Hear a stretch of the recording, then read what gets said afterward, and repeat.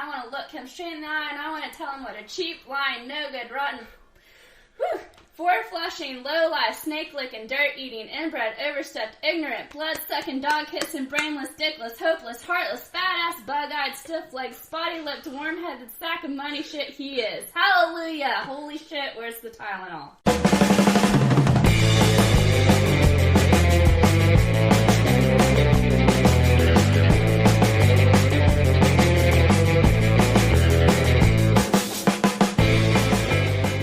Hello, everybody, and welcome back to the Tether Radio podcast, the only podcast keeping you from spiraling out to the infinite. Oh my God! Redo. Take two. Jesus. Here we go. Hello, everybody, and welcome back to the Tether Radio podcast, the only podcast keeping you from spiraling out into the infinite abyss.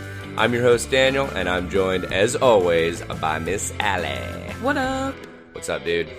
Hey, I'm just saying, if I fucked up the intro, you would leave it in. You would call it out as the ISO, so everyone would hear it. I might actually end up just doing that. Just that. So, but, yeah, so it obviously, if, I might just leave it in. I might just leave it in for shits and giggles. Whatever. It's fun. But if it doesn't make it to the final cut, you can hear my smile. Yeah, you can. So... But, alright, rock and roll. Well, Allie, what is up, dude? How was your week? Man, it was good. Christmas, man, I hate this sounds so cliche, but Christmas snuck up on me. Oh, yeah? My buddy texted me, I don't know, like Tuesday or so, and he's like, are you off any next week? And I was like, why would I be off next week? And I looked at the calendar, I was like, oh my God, next week's Christmas. Dude, it really did, though. Like, it was kind of fucking crazy. I think it's because Thanksgiving was so late. Yeah. I think. Yeah, that makes sense. Yeah. And plus, I feel like you hit December, you pretty much have 3 weeks. Yeah, roughly 3 weeks. And then it's like you got a week after that's New Year's, and then somehow 2020 is fucking here. Yeah. It's like, what? But, no, honestly, cliches exist for a reason, right? Yep, because we're all thinking them. So, but yeah, no, I mean, so it did work, you don't work... I'm off Christmas Eve and Christmas Day, so yeah. Okay, cool. And plus, no one's gonna be there Monday because it's weird. Dude, honestly, it's gonna be a weird day. You kind of battle going or back and forth about whether or not to take off some of these days because it's one of these situations that people aren't going to be doing anything in the first place. Yeah, so it's kind of like a waste of taking off the time if you do. But also if you do, you can just hang out in your pajamas for a whole damn week. Yeah, and I definitely subscribe to that kind of vacationing. So. Hashtag dad life. Yeah, no. As I do this podcast, I'm sporting sweats. So. Hey man, I went to Kroger yesterday and everyone there was wearing sweats but me, and I'm like, is this what we do now? Like... Dude. We just don't get out of our pajamas even to go to the grocery store. So I actually have a small anecdote about Kroger, which Here we is kind go. of funny. So I was like going through Kroger with Finn doing last minute grocery shopping because my family puts more of an emphasis on food than they do presents around the holidays. Yeah. So we were like wrapping up the Christmas Eve and Christmas Day food shopping. Yeah. And there's this guy, and he starts like waving at Finn, and that's not weird because Finn's a pretty friendly kid. He's such a friendly kid. And so he like waves to him, and I was like, hey, Finn, can you wave back, And so Finn waves back, and he's like, well, how old is he? And I'm like, oh, he's a little over 2. And the guy just has this like weird pause, and I'm just like, well... Happy holidays. Yeah. Because I sometimes don't know when, and maybe I just have like a touch of like something special. I don't know in my social prowess, but sometimes I'm just like, well, what's like the appropriate amount of time to talk to a stranger? Yeah, kind of thing, I think it depends too, and also like there's that pause of like, okay, did you have more to say? Because I don't, so bye. And that was literally. It made me think of that scene from, and I hope this doesn't whoosh you, but it made me think of the scene in Dumb and Dumber when he comes out and he's like, "Hey, big gulps, eh? Well, see you later." And it's just like, it was just the most awkward social interaction kind of Yeah, thing. I get Like, frustrated, not even with strangers, but with, like, people I know that just say something obvious. Yeah. Like, I'll wear, like, really bright or really sparkly eye makeup, and people will be like, huh, green glitter, huh? Yeah. You're like, Yes, sir. well, if you're wondering if your eyes work, they do. Like, what, did you have a comment on it? Like, that's fine, but, like, also, what do you want me to say? Yeah. You are correct. This is green glitter. Ding, ding, ding, man. Oh, that's awesome. That is awesome.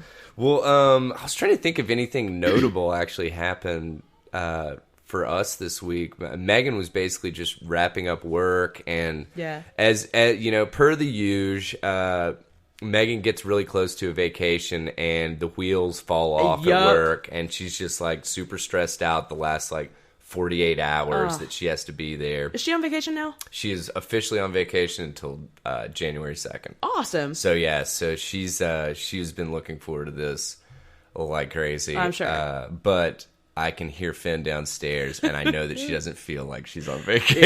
Yeah. So, but whatever, we'll deal. Man, I felt like this. I know I've said this for a few weeks, but this week was so long. Yeah, it really was. Like, I it was kept like, thinking, how is it only Tuesday? I'm like, have we not You know. recorded the podcast in a month? Like, No, no, it we really have. Did. Yeah, it really did feel, and it's really funny that you said that because I feel like, I mean, shit, we talk almost daily. Yeah. And we see each other, obviously, at least weekly. At least, yeah.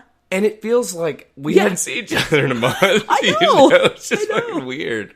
But anywho, we won't bore you with our I don't know, cheeriness, for lack of a better Hey, word. this comes out on Christmas, so Yeah, Merry exactly. Christmas, you assholes. yes. Merry Christmas, you jolly bunch of assholes. Oh my god. Oh, I have a little Christmas thing I wanted to mention before you what's get to up? your better Yeah. Christmas thing. No, but do it. I had heard of this a little bit before, and I never looked into it much until this year. Iceland has this tradition. I'm gonna butcher how to say it. I wrote down how to say it. Yola Bukaflot. All right. And the letters are so. It's got one of those like slanty D's with the cross in it that like I don't even. You know what I'm talking. Oh, I do know. It almost I looks do like a know. backward six Yeah, kind of. yeah. Anyway, so this tradition is that you buy each other books on Christmas Eve, and then you spend the evening reading them. Okay. I love it. So, I am willing to bet, and you said this is Icelandic, right? Mm-hmm. I'm willing to bet that if you took the Ancestry DNA test, You think I'd would be be Icelandic? half Icelandic. I'm a mutt, man. I've got people from everywhere. Yeah, but that just seems way too up your alley, dude. Well, we always get together on Christmas Eve with my family, so like we can't really do this. Yeah. But I'm gonna do it when I get home. Like Yeah. I'm gonna like make a point to like stay off my damn phone. Yeah, dude. And just read a book. For sure. No, and honestly, that we always do pretty much board games and Yeah, shit yeah. like that, and like just honestly, we just do a lot of drinking and talking. That's the holidays, That's dude. it. That's the holidays. Well, man. that's But, us all the time. Yeah, right. But yeah, so Allie brings up a very good point. Merry Christmas, happy Yep. holidays, happy whatever you want to be celebrating. Happy just having a little bit of time off from work and chilling out a bit. Exactly, dude. Take some time for yourself. It is, and always remember, it is your vacation just as much as it is that nagging aunts of yours that wants you to come over and whatever, blah blah blah. So just remember, take some time to yourself. So, having said that, where do we want to kick this one off? This is a meaty episode. We're man. we're a little Christmassy, so I think you got something for that. All right. Well, we'll start it off with Yeah. that then. So I did a little bit of looking into what is known as SantaCon. So I was under the impression that basically SantaCon was like maybe a couple of events over the course of November, December, a couple different cities kind of Okay. thing. This is a worldwide thing, and it literally on their actual website they have probably, I would say, starting November 29th. That's when the first one started in Boulder, Colorado. I would say close to 50 different SantaCons. What? If yeah, probably about 50. And I mean, dude, I'm talking Tokyo, Montreal, Quebec, Treviso, Italy, Shanghai. Like, it's just like, dude, there are SantaCons everywhere. So Santa's everywhere at once. There you so go. Of course there are. Christmas is all around us. Isn't that the song from? Yeah. Yes. A little shout out to Love Actually. Oh man, Pretty I've not great. watched that yet this year. I gotta watch it. Dude, get on it. Megan and I burned through that one a couple days ago. Oh, so. love it. I love that movie. Which, super side note, have you ever seen the movie, I'm gonna go ahead and say no. The Family Stone? No. No. Okay, so not to hate on it, but for, like, I like what would be referred to as more girly-centric movies. Just as much as the next person, you know? Dude, one of Jesse's favorite movies, and this is not, like, something he would be like, don't tell people. He tells people. Yeah. The Wedding Date. I don't know if I've ever seen that. Yeah, you have. It's, Really? shit. Is that the one with, like, Deborah Messing and... I don't think I've seen that, dude. Shit. Is that like a classic? No. Or is that like 90s nope. or It's something? just some, like, rom-com, and I'm like, why do you love this movie? That's funny, man. Yeah, that's you weird. Know, it's not to keep this tangent going, but well, the movie was The Family Stone, and I don't know, it just did not do it for me. And I'm a lover of. I really enjoyed The Holiday. Yeah, everybody likes The Holiday. Yeah, and I really enjoyed Love Actually, Yeah. you know. But that one, it just Megan said that it was more of a like daughter-mother movie kind of thing, which obviously I'm neither. So yeah, maybe I'm just not their target market. So, but Anyway. I was trying to. The like what could kind of be seen as a girly movie that I feel like every male that I've ever talked to loves. Bring It On. Because everyone loves Bring It On. Really? Don't you even fight me on this. You're talking to one that does not. I'm afraid you're wrong, my friend. No, Legends of the Fall. Oh, with, I don't know that one. Brad Pitt, man. Oh, okay. It's got a loaded cast, and it's a super drama, but damn if it's not a really good movie. So anyway, coming back to SantaCon, dude, this shit is just crazy because I started looking into it literally show day because it's SantaCon. I didn't think there was a hell of a lot to look into. Boy, were you wrong. Jesus, it was a can of worms to open. Because I had seen all these videos of like SantaCon in like San Francisco or New York or, you know, whatever, some other big city. And there's just all these Santas that are like blackout drunk brawling like in the streets. And I was like, man, that kind of looks like it would be fun to just observe. Oh, you yeah. know? But no, then come to find out, SantaCon in Nashville, Tennessee is happening on our recording date. So I apologize to each and every one of our listeners that we are not recording live from SantaCon in Nashville. Such a missed opportunity. Such a complete and utter missed opportunity. But yeah, so looked into it a little bit more. Apparently there's this venue over in Nashville. It's like a Dirk's Bentley whiskey, or it's called Dirk's Whiskey Row. Oh. And it's like, yeah, I know, seriously. It sounds like the like antithesis of a place that I would want to go. Somebody was telling me personally, how but- great the bar that Kid Rock owns is in Nashville, and I was like, you cannot be correct. Like, how dare Oh you? no, just look at its Yelp reviews.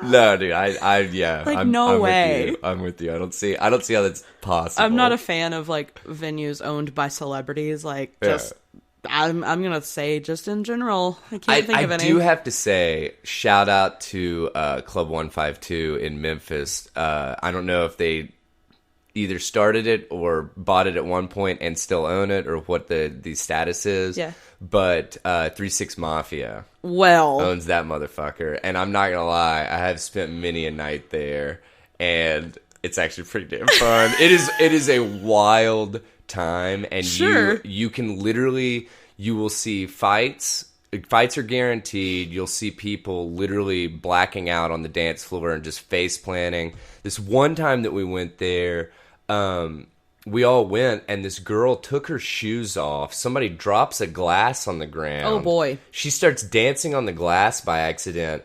Blood ends up on the fucking dance floor. They don't come out and clean it up. No, man. Everybody just dances around this, like, blood-smeared glass pile.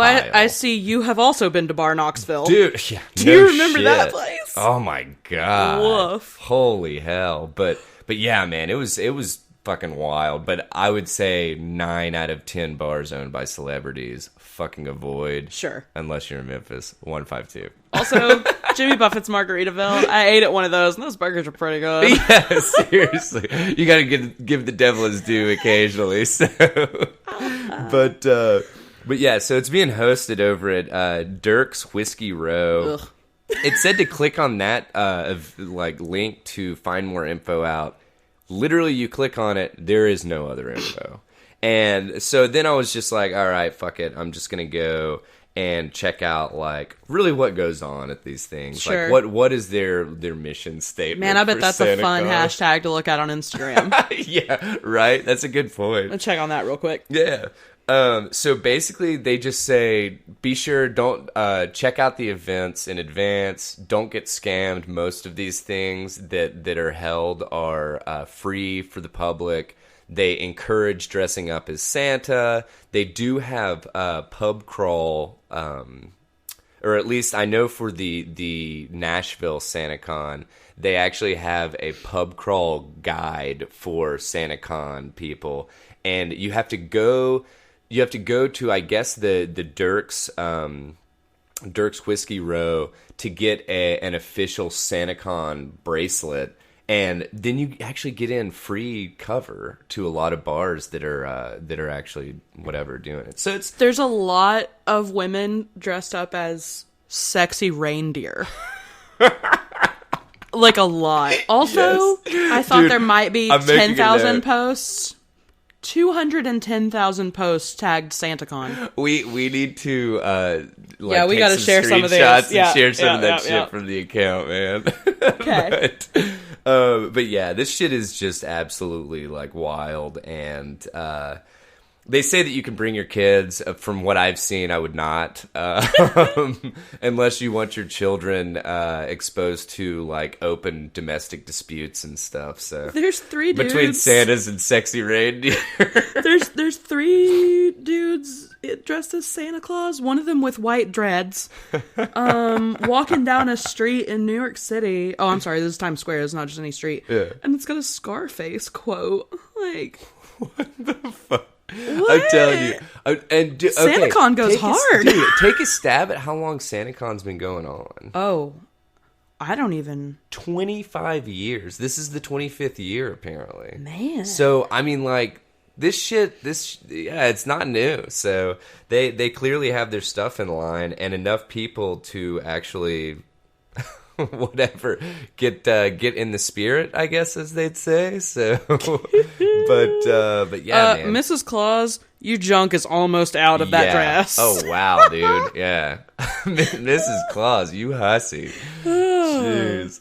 But yeah, man, it was just some wild stuff. I'll post the 2 websites that I pulled this info from in show notes if you want to check it out, or maybe even you want to plan your 2020 SantaCon appearance. So because apparently they I mean, like, this shit gets rowdy, and if there are tickets sold, it actually sells out really quick everywhere. So just kind of kooky, but yeah, so moving on from SantaCon, that was the portion of the podcast that we decided to set aside for Christmas stuff because there wasn't a whole lot of Christmas stuff in the news. Yeah, it turns out Christmas stuff's kind of like just not really like what did we expect to talk about? Well, so honestly, I would have expected people would have covered stuff like, oh, well, this is the history of this Christmas whatever tradition, Yeah. or this, or but Like, I want to know where the pickle came from. Like what do you mean the pickle? You never heard about the, like, What? you like hide a pickle ornament on your tree and like you have to find it? This is a thing. All right, I'm looking at Allie. Jesse had never heard of it either. I hate you guys. Anyway, I think we just found our ISO. No, I'm just kidding. Probably. All you do is roast me in the ISO every week. No. I set myself up for it, though. That's not my intention. I'm sorry that I made you feel that way. I'm just kidding. That is a non-apology. I know one when I fucking hear it. Oh my god. But all right, well, without further ado, we will get into some meatier stuff than SantaCon 2019. So how do we start this one out? Man, I don't know. Let's just dive in. Okay. I've got one that's just sort of a quick one, but this girl Tessa Majors, I didn't get into this story last episode. We had so much to cover. Yeah. But she was an 18-year-old college freshman in New York City, and she was fatally stabbed in a park by a 13-year-old and a couple of his teenage friends a week or two ago. That sounds familiar. And that was, I mean, that made the news, and that sucks. But this week, the head of the New York Police Department Sergeants Union came out and said that she was in the park looking to buy weed. Like, okay, so why is that news? From what I am gleaning from this, they're just trying to make it. It's like, oh well, victim blaming. She shouldn't have been there, Yep. And it's like, this just in, dude. Nah. Yeah. I agree. And why the fuck this is irrelevant completely to the case. Like, so how dare you? Like, which didn't they? You know what? The police did this with that guy that didn't they broke into the wrong house or something like that, and they were like, oh well, I mean, it doesn't matter. He had weed or something along those lines, and it's like.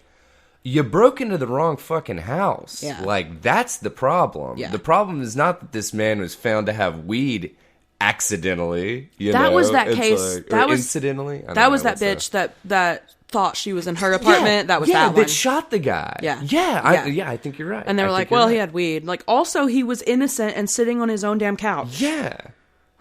God. But so this dude pretty much said they don't enforce marijuana laws much at all, and that's causing things like this. That's what? Yeah. I mean, how is that fucking newsworthy as an update? It just made me mad. I'm like, that's so, like, that poor girl and her poor family, and you're out here being like, well, she was looking to score drugs. Like, shut the entire fuck up. Yeah. Huh. It's ridiculous. Yep. So, let's see. I think I had I did want to mention this one. I'm sure that everybody's already aware of this, but did you see that basically we're just waiting on Trump to sign the moving the cigarette and vaping stuff up from 18 to 21? Yeah, Jesse and I talked about that a little last night. He was saying they should change the legal age of being an adult to 21, and I was like, I don't know, like, you can still join the army at 18, a lot of people do, and you can still sign your life away on student loans at 17 or 16 if you want to. And and I've never, I'm not going to say that I've never understood. Follow the money trail, like, I always say, there's a rhyme and reason to everything. But if I can go fight for my country in the uniform and I can't buy a beer... And that's my biggest fucking problem. Because it's just like, I mean, now... Are 18-year-olds going to be responsible drinkers? No, they're not. But then you need to fucking say, okay, then you can't join the fucking army till you're 21. But they don't want 21. Did you ever see that tweet that was like, I wanted to get a Limp Bizkit tattoo when I was 17 and they wouldn't let me, but they would let me sign up for $300,000 student loans? Jesus, dude. Like, yeah. That's a good way to put it. Yeah. No, I mean, dude, God. Yeah. But yeah, I just wanted to kind of mention that. I thought, I don't know. I mean, like, I think that this is kind of pissing on a forest fire in my. Well, I don't think it's going to help anything either. Yeah, like, exactly. So I mean, it's literally just one of these things that it's like, oh well, look what we're doing to fight, whatever illegal use, tobacco and vape product use, and it's like, dude, people, these same kids that are however old these people are that are buying this shit. Yeah. I mean, they're going to find other venues to get it. Yeah. Or what's going to happen is they're going to start finding or seeking out like black market ways to get the shit. Which then is we're gonna what's end up- killing these kids with vaping stuff. Boom. So it's one of these things that I'm like, I almost feel like it might be one step forward, two steps back kind of thing. Oh, But yeah. I don't know. I wanted to mention this one and this is a real quick mention. Yeah. Did you see this thing about, let me find the actual article because Guardian, I've got too many tabs open. It was Obama's remark about women being indisputably better than men. Did you see that? heard that mentioned in passing on a political podcast I started listening to, but I meant to look it up and I didn't. Well, so this is the thing that was kind of kooky about this where I come from in this is that you can't make everybody happy. Sure. And it's just one of these situations that it's like, dude, he makes this comment. And I mean, whatever. Do I agree with it? No, I don't agree with it because I think that both men and women have positive traits. Yeah. Kind of thing. Yeah. You know? Yeah. And we are different. Sure. Biologically, we are different. Sure. But then, I mean, the reason people are pissed off about it is because it's inherently he's implying that men and women are not equal. Kind of thing. And I'm like, get the fuck out of here. Like, I mean, dude, that is just silly. Like, the criticism that's being brought up about this statement, it's like, my agree or impression disagree, was but like, he said something along the lines of, if women ran everything would run So I've got the smoother. quote if you want it. Great, good. I'm absolutely confident that for 2 years, sorry, this is the word-for-word quote from his speech. I'm absolutely confident that for 2 years, if every nation on Earth was run by women, you would see a significant improvement across the board on just about everything. So Also, that feels like a direct, I am not backing Biden. Well, so, and the other thing to kind of take into consideration is he's got $2. Sure. So it's one of these things that I completely understand. I would consider myself a feminist. Sure. Because, I completely think that men and women are equal. Yeah. Different, but Sure. equal, Yeah. And so it's one of these things that it's also kind of like, oh, are you, is there something more, or is it literally take it for face value kind of thing? But the criticism really that is that people are getting all up in arms about, I'm just like, it's so silly in my opinion. Yeah. So also, this is totally a hypothetical. Like, this is not gonna happen. 100%, dude. We can't even elect one fucking female president, so... Yeah. But yeah, so, and literally that's all I had to say about that, unless you've got something else. But. No, I thought that was, I think he meant well with the quote. Oh, yeah, totally. That would probably change a lot of things in a lot of ways, but, I'm sure would have some bad consequences, too. And that's I completely agree with what Allie just said. It would change a lot of things. Now, how it would change them, that would also be what I meant was there would be a lot of improvements, but also there would be downsides. Yeah, exactly. Because like I just said, women and men have different attributes. They and which they get into like social constructs of like all this stuff, and I'm sure that exists. Yeah, and I'm not discounting that, but yeah. So that was about all I had on that one. I just wanted to kind of, I wanted to be like, come on, guys.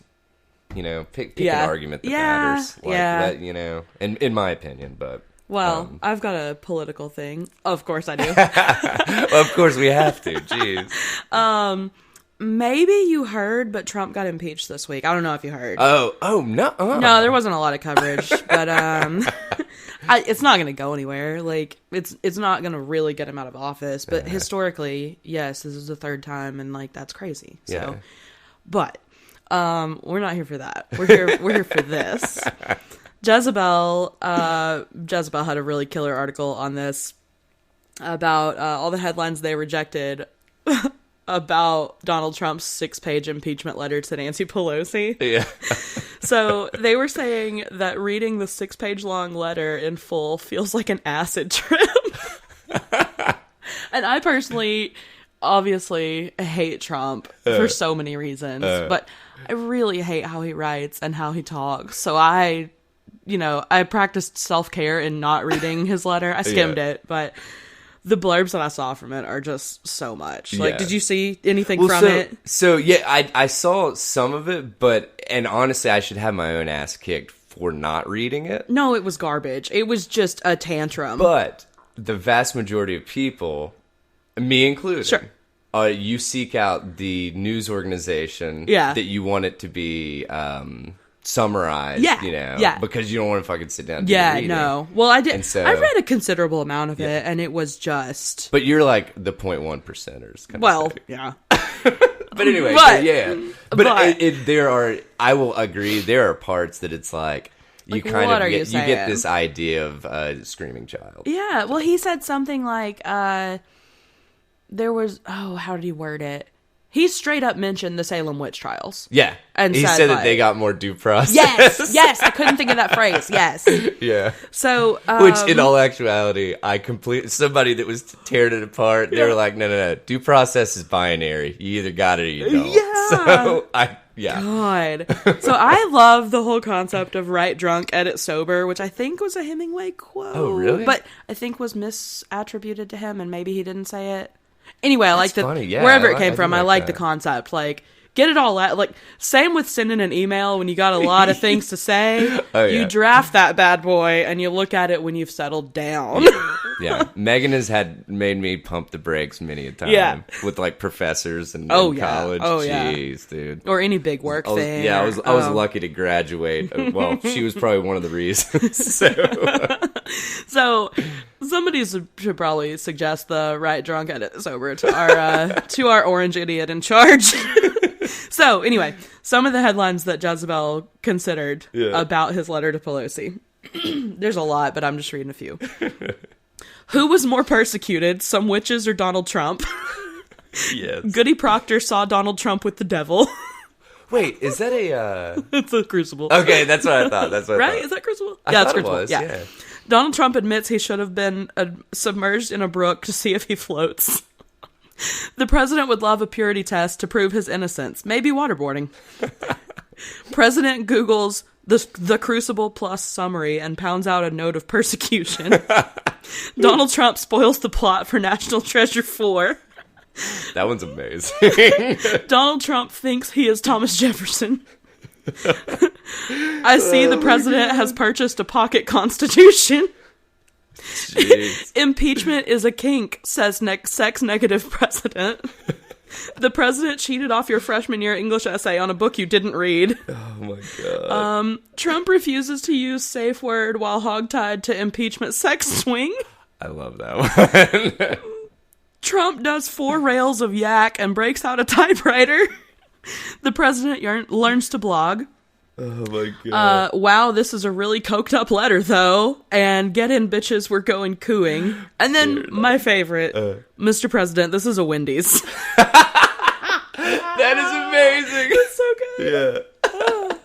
Oh, that's incredible, dude. Oh, man. Oh my god. Yeah, I try not to bring Trump up, but man, that was a fun list. Yeah, dude. No, honestly, I mean, you know, it's one of those things that do I think that I would be friends with Donald Trump?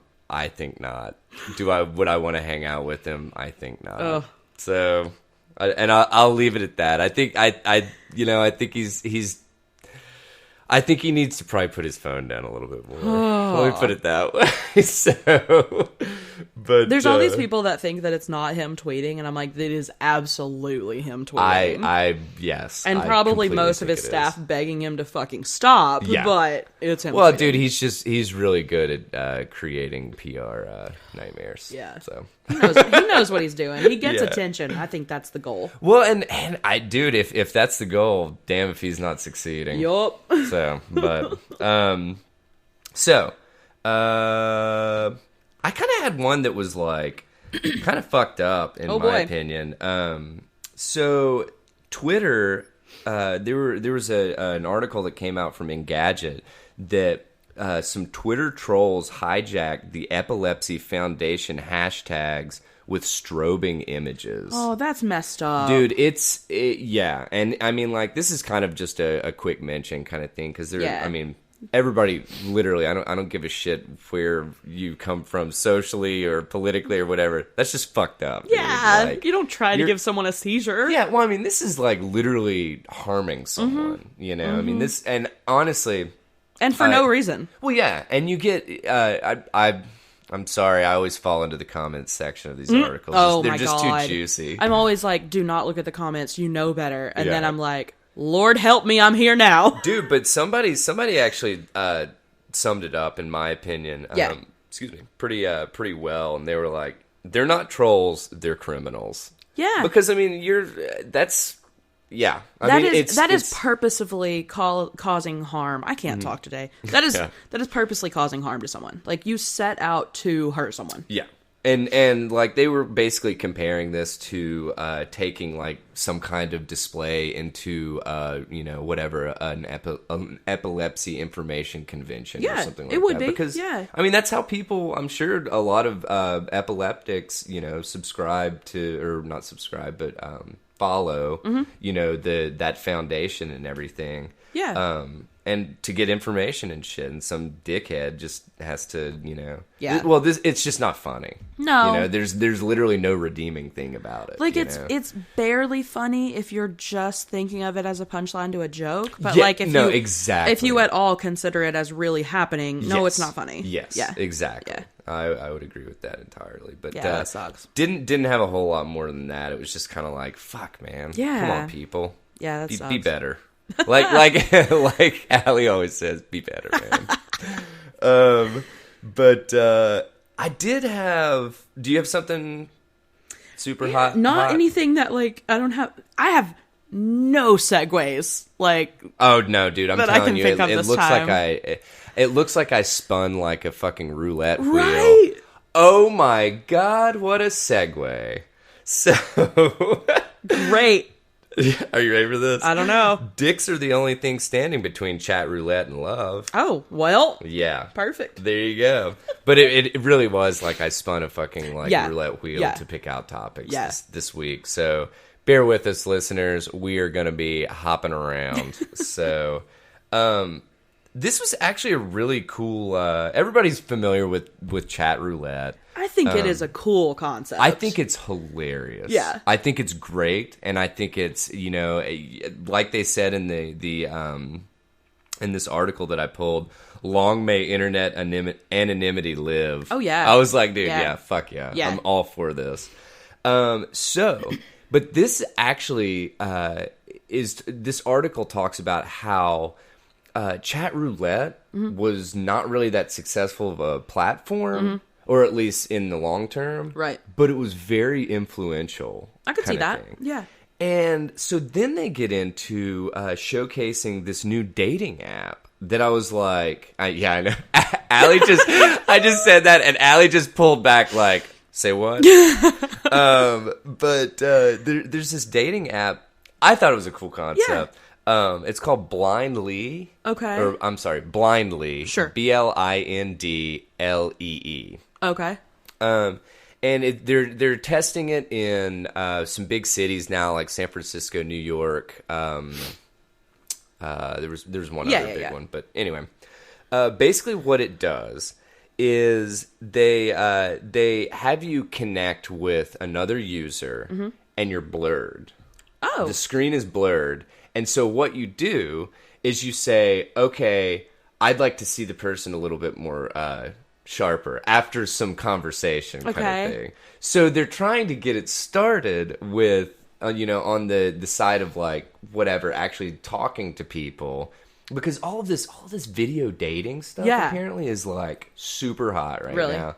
I haven't been in the dating game for a hot minute. I hope to never be again. Dude, I know. After reading this, I'm just like, I'm so glad that I'm not dating right now. It's so much more complicated. But it really is. And honestly, if anybody's used this or wants to write in or something, and let us know about, like I said, if you've used it and you want to let us know how it works and all that jazz, because this is just kind of an overview. Hit us up at tetherradio@gmail.com, man. or just on any of the social platforms you want to.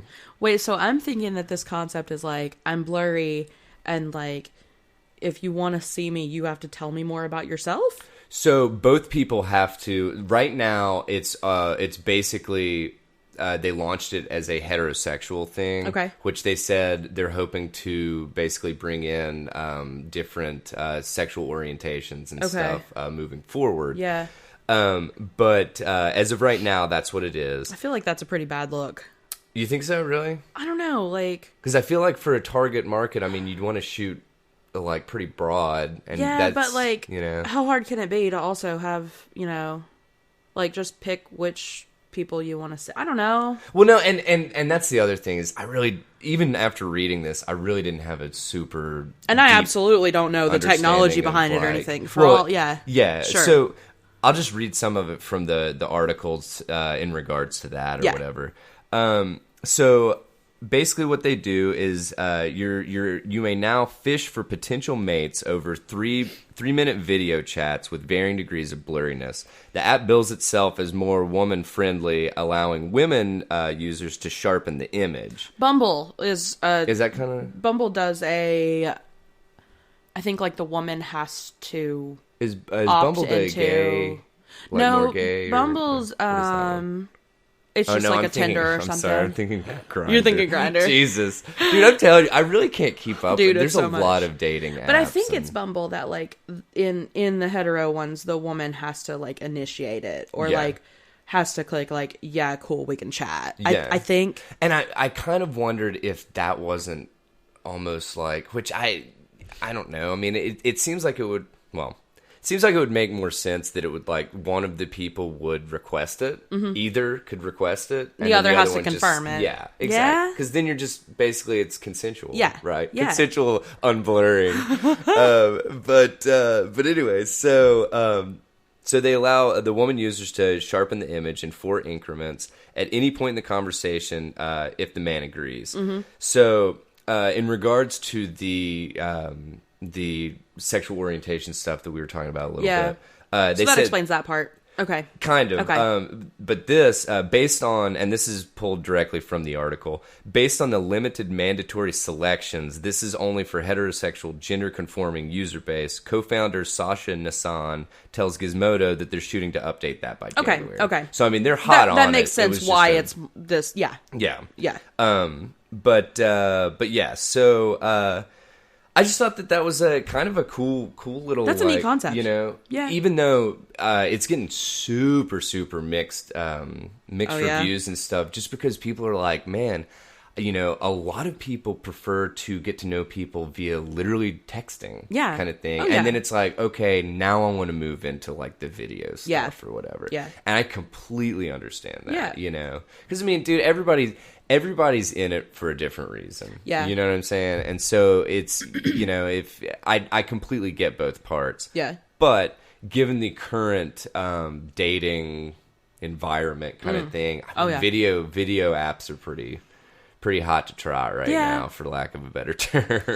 So yeah, they're expecting to expand this stuff to other cities very soon. Yeah. Los Angeles, San Francisco, and New York is currently where they're testing it. I think San Francisco is what threw me off, because San Francisco is like the gay capital. Yeah. So like that's actually a very good point. Yeah. It'd be like, hey, here's a new dating app, not for most of you. Yeah.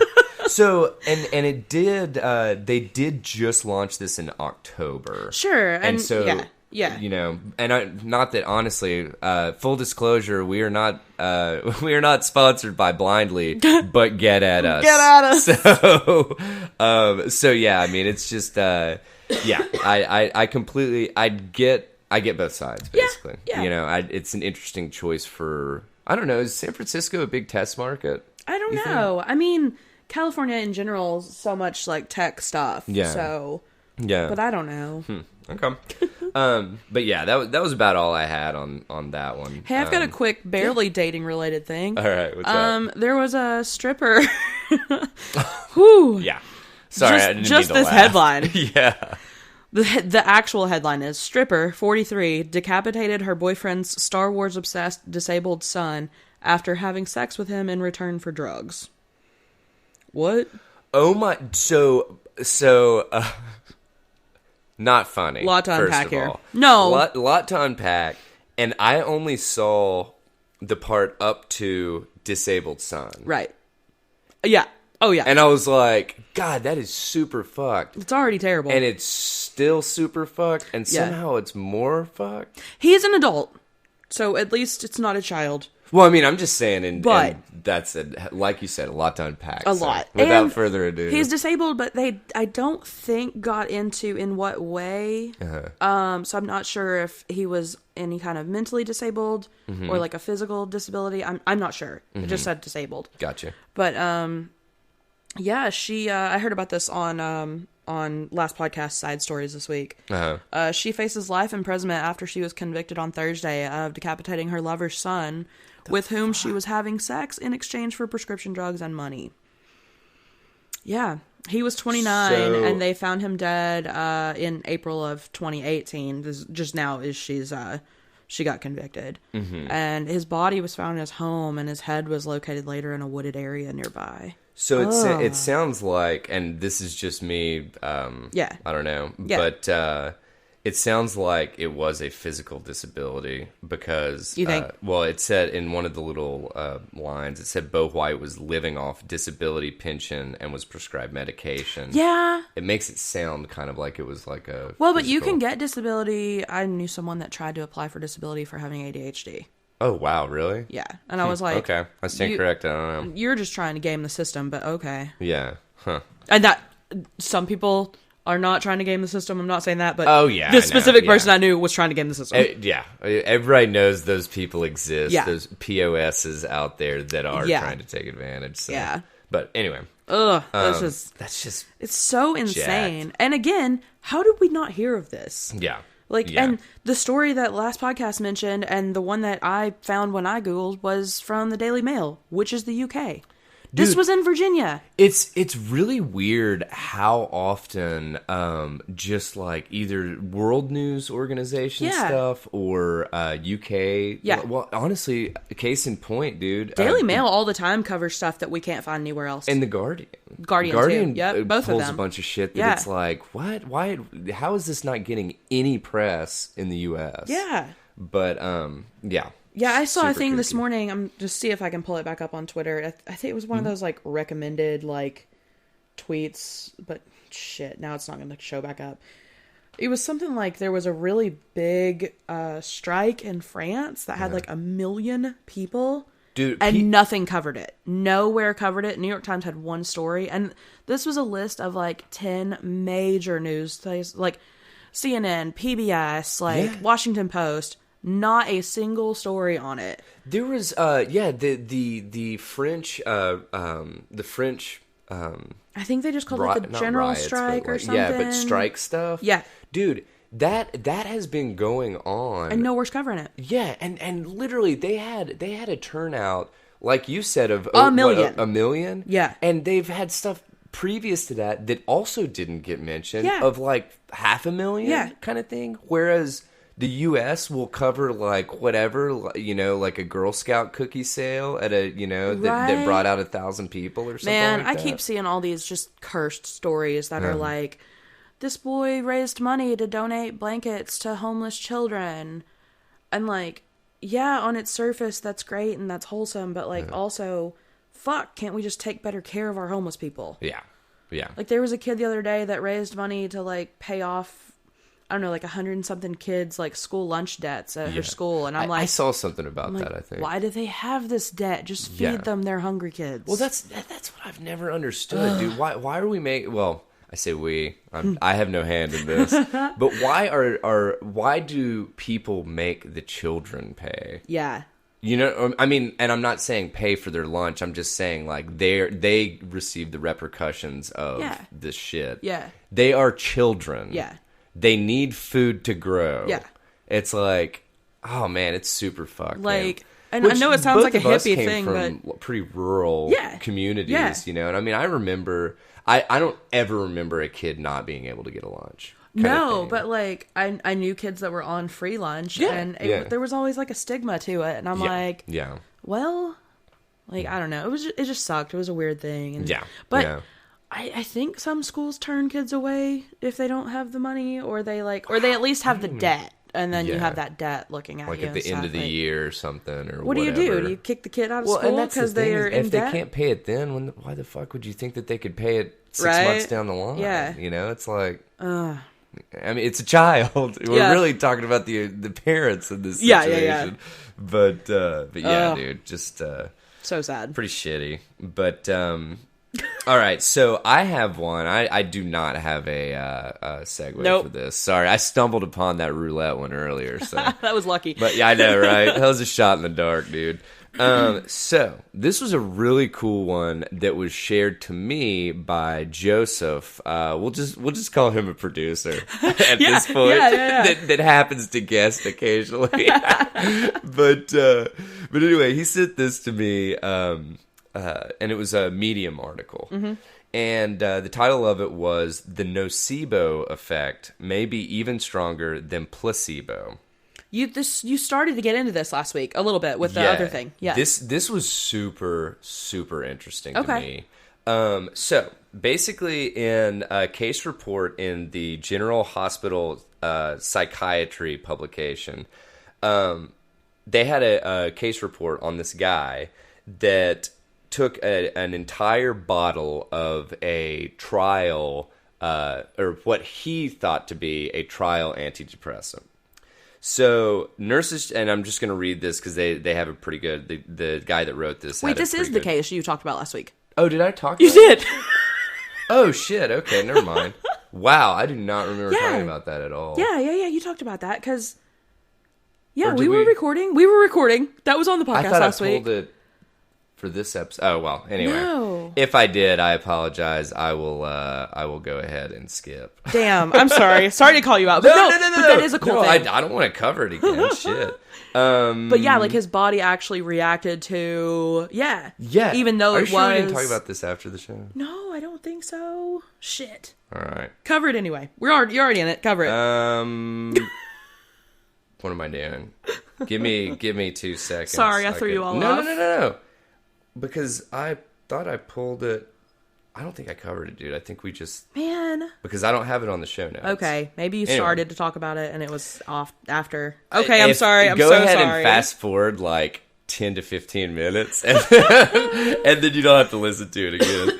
But anyway, so he basically took an entire pill bottle of an experimental, in quotation marks, drug that he was in a trial for depression. And what happened was his body, which he was doing this as a suicide attempt. Ooh, did I just close that article? Damn it, man! This is just great right here. So, yeah, I totally closed it. Damn. So here we go. So nurses checked the man's vitals while his heart was racing. His blood pressure was dangerously low, and the man was barely conscious. He was pale and sweaty. He said he'd swallowed all 29 of his antidepressant pills after having a fight with his girlfriend. Yeah. This just in, guys. Suicide ain't the answer to anything. Nope. So he received saline infusions, which over the next 4 hours mildly improved his blood pressure and heart rate. So, long story short, this dude is sent into an extremely volatile state because he took what he thought was a shit ton of an experimental antidepressant. Yep. So the doctors start looking at the bottle and trying to figure out what the hell this guy took, and find out that he's in a trial. They contact the trial doctors and find out that the dude was on a placebo. So literally the dude took like starch or like some kind of, whatever, that taking 29 pills of it shouldn't do shit to you. Yeah. That's how placebo-controlled trials work. So they informed the dude of this. Yeah. Because he didn't know that, that what he had was a placebo. Within 15 minutes, the man was fully alert and overcome with relief. His heart rate and blood pressure returned to normal. That is insane. It's just like, I I don't get it. What if that put him in a coma and they couldn't tell him consciously? Well, and the thing that this article gets into is they're like, oh, well, you know how there is a placebo effect? Yeah. Well, we think this nocebo effect is more powerful than that. I googled nocebo and I was like, what's the difference? But it says nocebo is when the negative expectations of the patient have a more negative effect than otherwise would have, and placebo is the positive. Correct. That's pretty cool. It's literally cool. the other side of the coin of placebo kind of thing. I always kind of thought placebo went both ways. I guess I never honestly, I never really thought about. Well, I guess you don't ever take anything to make yourself worse. That's a good point. I mean, no. Well, you shouldn't. You're not prescribed. You're not prescribed things to make yourself worse. Yeah. So, So just a really, really, really cool new discovery, I guess. That's and neat. the fact that it's what the article gets into is now it presents this dilemma for doctors. Do they have an obligation to disclose all available information to their patients, or does their oath to, quote, first do no harm, the Hippocratic Oath, obligate them to withhold information that might cause their patients pain or other negative experiences? It's a hard question, but we don't want to deceive patients. But at the same time, we don't want to tap into the nocebo circuitry. Yeah. Which, it's kind of... I actually would fall under I think that sometimes patients not knowing the entire story is a good thing. Maybe. And I hate to say that, but for instance, what they brought up in this was, okay, they systematically they did a morphine test, testing this, and they tested, okay, we're going to tell people that we're reducing their morphine drip and see if they have more breakthrough pain. Yeah. And then we're going to have a group that we don't tell, and we're just going to do it. Kind of thing. Yeah, sure. And what they started finding out is the people had almost anticipatory pain. Yeah. Kind of thing. Yeah. Which makes sense because, I mean, if you see me coming down on your hand with a knife, yeah, you're going to be freaking out because you know that's going to be painful kind of thing. So, but I also see the other side that it's like, dude, fucking transparency in medicine. Yeah. It's a tough thing. And I think it's also such a gray area thing. Like there's it's a case by case thing. Like, I don't know, like for some people you might need to be lowering their morphine a little bit, but not tell them. And that just might be the best for that specific circumstance. Yeah. Yeah.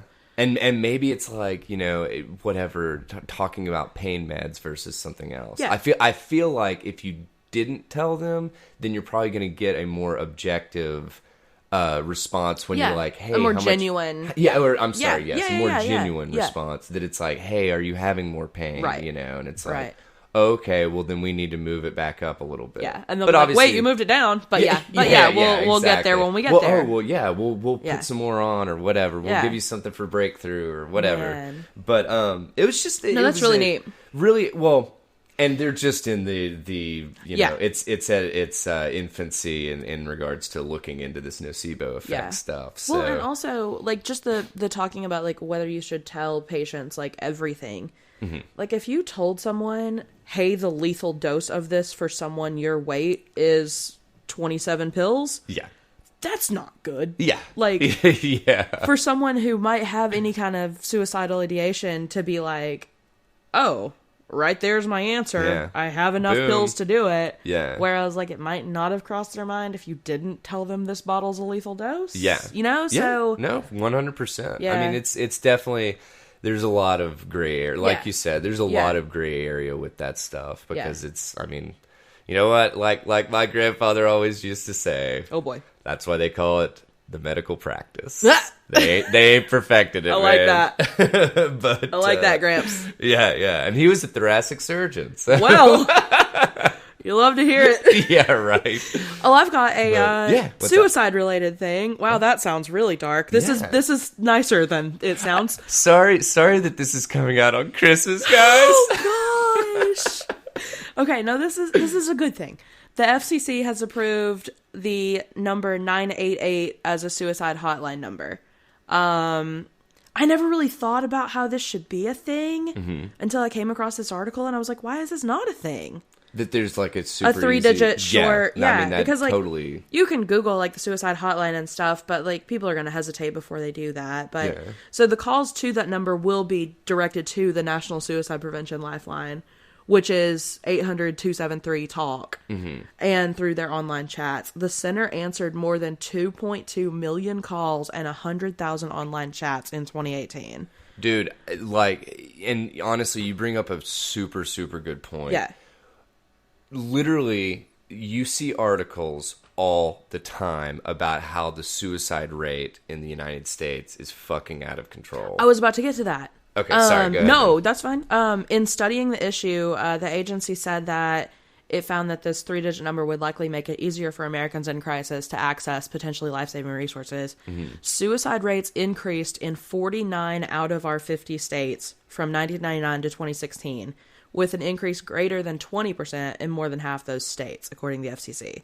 I mean, that's awful. fucking inexcusable. But I think it's this whole thing of the more access to more information you get, the more like emotionally troubled you get. Like, it's the whole ignorance is bliss thing, dude. you know? Hey, and if you, well, I subscribe to this. I'm not gonna speak for Allie. Uh-oh. I would love to have, and I'm sure I could work this up, but I haven't done it yet. So I would love to have those rates starting with the advent of like widespread social media. Yeah. Well, I know? mean, these rates were from 1999 to 2016, so Which I think that was that's pretty much like MySpace was probably around early 2000s, right? probably about then. Yeah. Yeah. So, and I mean, that was the start, and then probably probably around 2000, 2008-ish or something like that, maybe, for Facebook, really. No, Facebook came out when Was it 2006? No, I was in college when Facebook started. Oh, really? Wait, I'm thinking high school years. Yeah, you're right. I'm thinking of the years I graduated high school. I'm an idiot. No, yeah. Because I couldn't wait to get to college to get a Facebook account. Love to see into the future. No, it was like 05 or 06. You're right. Okay, You're right. okay. Yeah. So mid 2000s. Yeah. But that'd be kind of an interesting. Yeah. I don't know. Obviously, this would be more correlation than causation. Yes. But Yeah. I also think, man. I mean, people talk.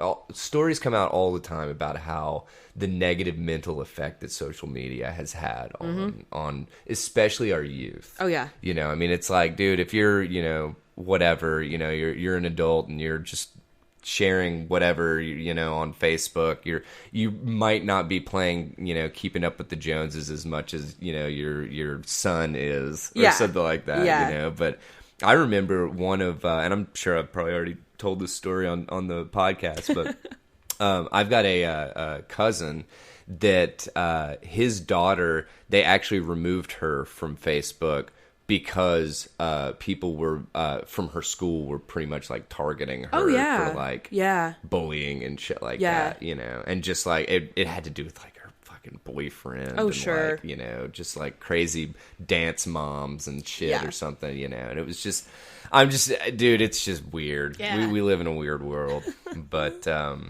But yeah, I think that is fucking great. I'm glad that this is happening. You said 998? 988, but it won't go into effect for about another year and a half. I think there's still some red tape to get through, I think. Gotcha.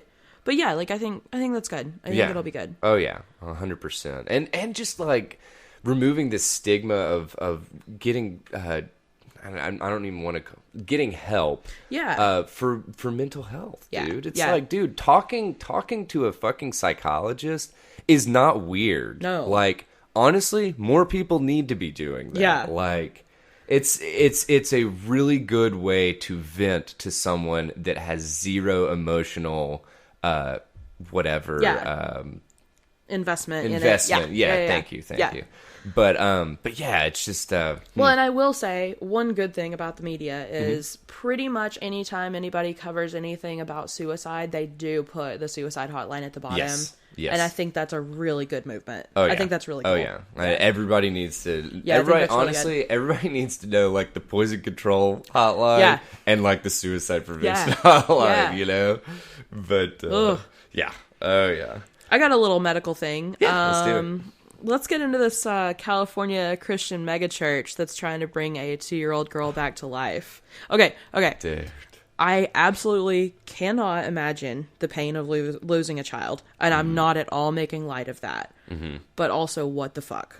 I'm complete. I have a 2-year-old that is. Yeah. I'm pretty sure he's napping at this point because I don't hear him. So, but I don't even know where I would. I told Megan sometimes when I'll drop him off at like daycare, when it gets to like not necessarily time to leave. Yeah. I like get antsy and want to see him. Yeah, Like yeah. I can't even imagine dealing with this. No. But anyway. Yeah, sorry. and I'm not at all trying to make light of that. Oh, yeah, no, I know. But, like, also, people die all the time, children die all the time, and that's terrible, but why do you think you're entitled to a resurrection?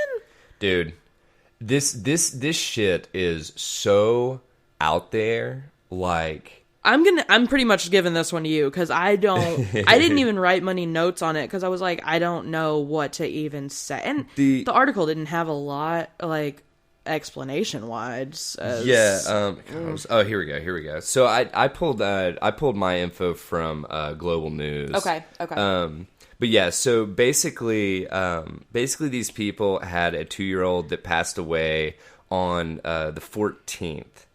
And they've stored her body at the coroner, and it's still currently stored there, which is strange in the first place because normally you bury people within like 3-4 days max, kind of thing. But anyway, so the parents, Callie and Andrew Heilingenthal. That's a tough last name. I don't know.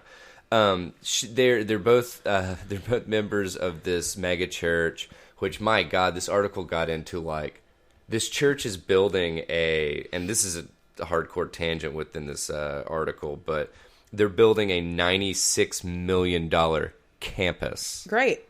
Which I've never been a proponent of mega churches and all this stuff. Whatever, each to their own with their religious faith and everything. But like, I don't understand how you separate consumerism and your religion once it gets to that. I mean, I remember reading about a church that had a Starbucks in it. Or I'm sorry, maybe not a Starbucks, but it was like a fucking coffee shop within the church. Yeah. And it was just like... Feels like a bit much.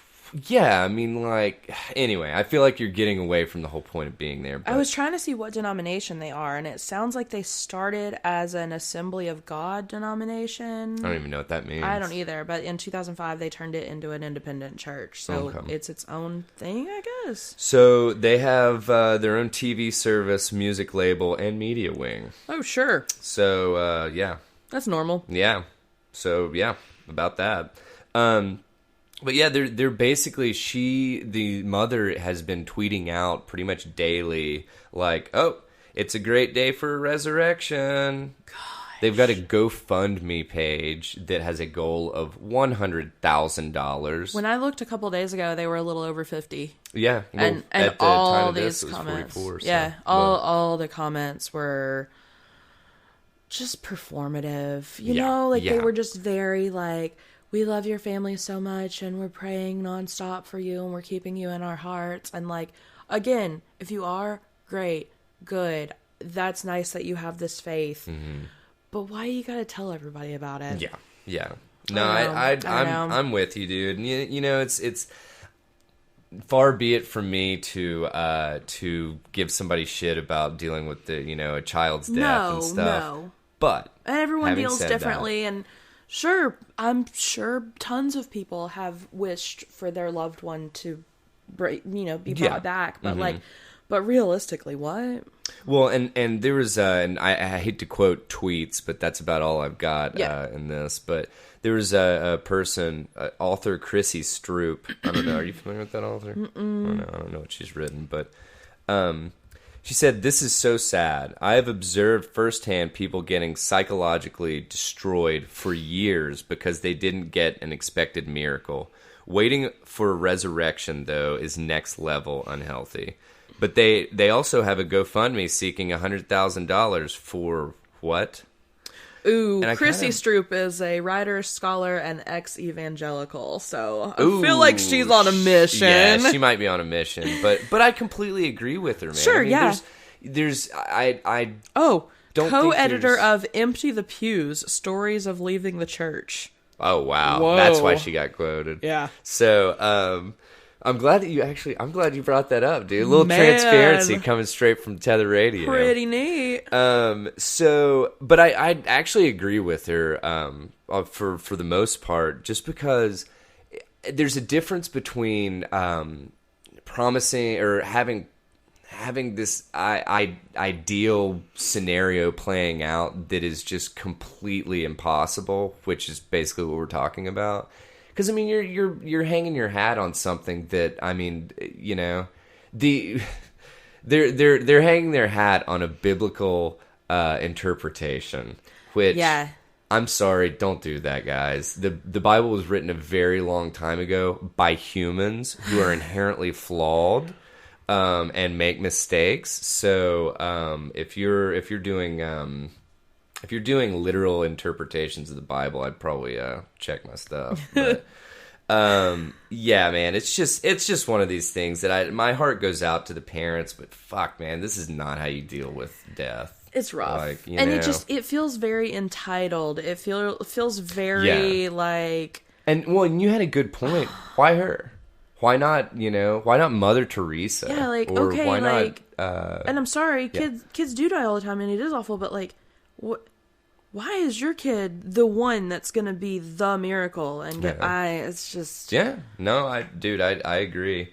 And I hate to use that as a segue. Ooh. Children dying. Ooh. Yeah, I know, this is kind of rough, but I wanted to get your take on this because I'm really confused as to why there was just a lot of me reading this, and then I'd read a little bit of it to Megan, and she's like, "Wait, what? Wait, how?" Anyway, so I don't know what we're getting into. Oh, dude, I know. Okay. Driver in Indiana bus stop crash that killed 3 kids sentenced to prison. Okay.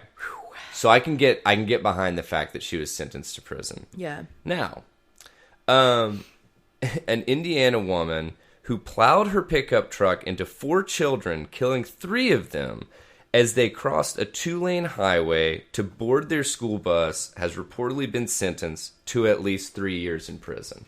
Now, did you hear that? 3. So a year. No, but that's where the story even gets better. Oh my god. No, not 3 in prison. 1 year of prison, 1 year on parole, and 1 year of probation.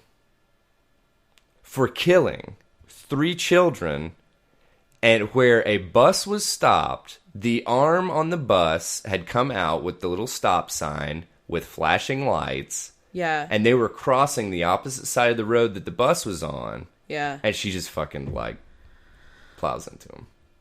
Like, what was her excuse? Her defense, I should say. I'm so glad that you asked. Oh, boy. Oh, no. So dude, this, honestly, she needs to be in a fucking asylum, if you ask me, because she sure as shit should not be behind the wheel of a car. Yeah. She said at the time of her arrest, she didn't realize that she was approaching a school bus. Despite the they're pretty hard to see. They're big and fucking yellow. No, they're you can miss them. They're not.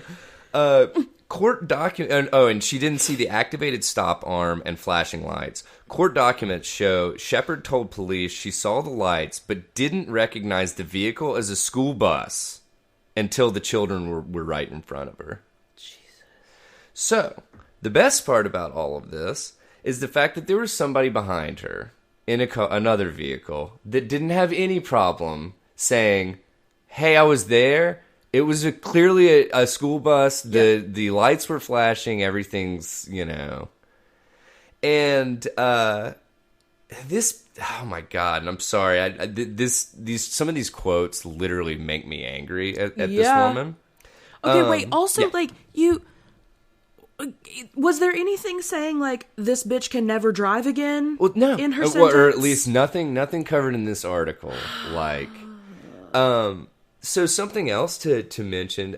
She described emotions ranging from disbelief to hysteria after realizing she had struck the children. She's quoted as saying, "The only way I can describe it is as an out-of-body experience. I was a mess." Yeah, dude. Now, yeah, you were. You ready for the last detail? Two of the three children killed were twins. Oh. And their sister was the third. Oh my. That got killed. Oh my God. So we're talking about one family dealing with 3 deaths. Hey, you want to throw money on GoFundMe? Throw it to that family. Thank you. Fuck. But it was just like, dude, I read this article and I wanted to cover it just because I guess to throw my arms up and yell fucking like, where's the justice kind of thing, because What state was this? That's a good question. Let me look real quick. Indiana. Okay. Yeah. So yeah, and so this was at 7:30 a.m. It might have been a little bit darker, but dude, that's why they have flashing lights and the bus is painted also, yellow. it's 7:30 a.m.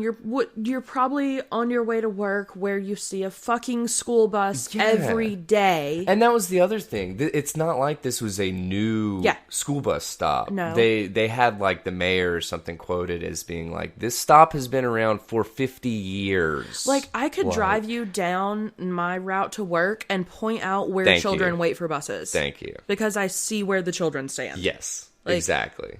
I was just very, very confused by this article. Let me put it that way. And I don't really know. I don't really have a whole lot more to say about it. What were the charges that she got? Like involuntary manslaughter? So, that was something. And I'm sorry, full disclosure. Because I don't think they have charged her. Or they were trying to charge her with something else. Okay. Let me find it real quick. So she was charged with. Oh my God, where the hell is it? It was like a reckless homicide, or something along. Okay, here we go. She was convicted on 3 counts of reckless homicide, and then she could face additional prison time for 2 remaining charges, including criminal recklessness and passing a school bus causing injury with the stop arm extended. So she's potentially going to face up to 21 and a half years. I don't know. I still think that's... Like, there are all different circumstances. Yeah. There are times when, like, you really didn't see it. Like, you came around a blind hill or something. Mm-hmm. But, like... Well, the problem this sounds pretty cut and dry. Well, they had the witness behind her. Yeah. That it's like, I don't know. Were her eyes closed? Yeah. Because that's pretty much the only way you would know that you were coming up on a school bus with a flashing stop sign. That's wild. And then her POS lawyer, which I know he's just doing his job, but fuck him all the same. He said that her actions didn't meet the definition of reckless. He said for her actions to be reckless, she would have to know that it was a stopped school bus with children boarding and just not care. It's like, dude, no, reckless means that she wasn't fucking paying attention enough to stop her fucking car. Yeah. I feel like, hell, I don't even have to. I don't have to go to law school, and I feel like I could argue that one. But no, man, it's just super fucked story. Once again, maybe it's a good thing that this episode's coming out on Christmas. So, but yeah. So, anywho, do you? I've got something happier. Let's do that. Yeah, and I'll go ahead and I'll text the elf downstairs. Yeah. Because we've got some dark stuff this time, and this will lighten it. I do have the ring shit stuff left. Sure, that's true. Okay, good. Whenever good. You want. Okay. So this guy on Lifehacker, he made a post of mind-blowing facts from Reddit that he had fact-checked. So basically, I'm so I pumped forgot about this This one. is so I'm good. stoked. So every few months, a new fun fact thread ends up on the front page of Reddit. Thousands of people pitching in with their favorites. This guy looked at years worth of threads, collected the very best facts, and he verified them. And he selected only facts that were so cool and surprising that he had to check them before he believed them. And then he did check them, and he added citations. And I didn't click through all his citations, but he did put at least one, sometimes 2 or 3 on every single one of these. And I'll post this to our Facebook group too, because I won't even get to like half these because there's so many and they're so interesting. Yeah, rock and roll. Let's do it. Okay. And then if you care to actually click through, but I think he did a pretty thorough job of his confirming the stuff. Rock and roll.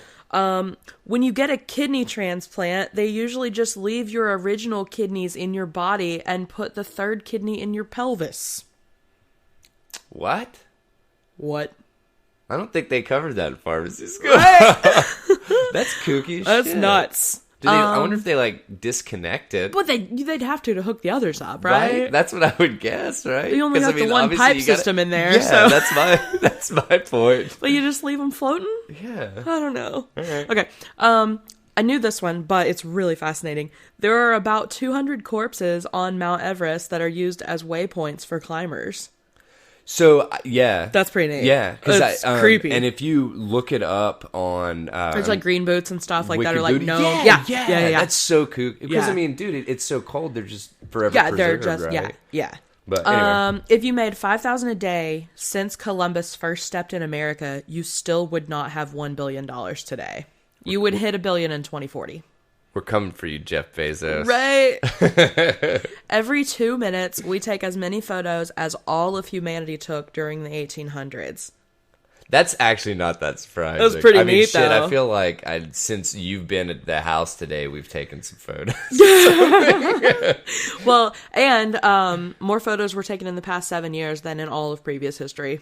Oh, wow. That makes dude. sense, too. Yeah. You could fit all the planets in our solar system in between the Earth and the Moon with room to spare. Oh, that's cool. That's cool. I always think of the Moon as being pretty close, and then I'm like, whoa, that's not close at all. I always measure the distance with my hand, you know, so... The Mall of America doesn't actually have heating, even though it's in Minnesota. During winter, the heat produced by the lights in the stores and by the shoppers is enough to keep it at a comfortable temperature. That's pretty fucking awesome. That's really neat, because it's a huge place, They're too. going green. Yeah. 43% of all people born prior to 1800 died before the age of 5. Jesus. Yeah. That's crazy. He did have a note. He confirmed that for the specific year of 1800, and he roughly confirmed it before. Okay, but gotcha. woo. Man. This one's a little out there. And he said this is confirmed if you trust this one specific 17th century writer. Gotcha. But it's too funny not to mention. The Earl of Oxford had an audience with Queen Elizabeth I, and he accidentally let out a fart, and he was so embarrassed that he traveled the world for 7 years. That's pretty fucking incredible. My God. Ireland's population in the year 1840 was 8.2 million, and now, even including Northern Ireland, it's just 6.6 million. Huh. Redheads typically need more anesthesia than people with different hair colors. You know, I think that was actually, now that you mentioned that, I'm almost positive that was mentioned in pharmacy school. Really? When we were talking about like general anesthesia and stuff like that. Yeah. Cows have best friends and they get lonely if they're separated, which I think is adorable. That's funny, dude. A bear enlisted in the Polish army made it to the rank of corporal. He also smoked, drank, and carried weapons to the front during battles. His name was Wojtek. I've heard of this bear. Yeah. And I can't remember, like, I wonder if it was mentioned on, like, some just weird fucking thing that... It feels watched very on, Last like, Podcast or Dollar. Yeah. Shaq hit almost 12,000 baskets in his career, and one of them was a three-pointer. I never knew that. That's neat. God. And one other one was a free throw. The color orange was named after the fruit, not the other way around. 14% of the population is missing a tendon in their arm. I want to read more about that. I want to see like what that does. Yeah. 1 litter of kittens can have more than one father. The U.S. Air Force accidentally dropped 2 nuclear bombs on North Carolina in January 1961, and neither of them exploded. Thank God. Yeah. And the last one I put on here. Yeah. Pepsi, for a short period of time, commanded the world's 7th largest military force. What? What? All right, Mom, I'm going to join the Pepsi Army. This wasn't even, I mean, there were so many on here. It was so cool. Oh, no, dude. I'm going to these. go through the rest of this. Yeah. Jeez, man. That's awesome, though. And I'll post this Wednesday morning when this goes live, so you guys can click it and see all the... There's so many. We'll also throw it in show notes. Yeah. Just if you don't make it to the Facebooks. Yeah. So if it's cool, I'm gonna wrap with the ring, and then we'll get Megan up here to do the second iteration of Allie's adventures in Movieland. And then I've got a couple book quiz for Megan too. There we go. So we might run a little bit long, but hey, man, 'tis the season. It's your Christmas present. Yeah, it's your Christmas present. Another maybe 10 or 15 minutes of Tether. All right, so like I'm sure I've said until I was blue in the face, and I know especially to Allie, she's probably sick of hearing the word ring come out of my mouth. So I just love mentioning Internet of Things and watching you turn red in the face.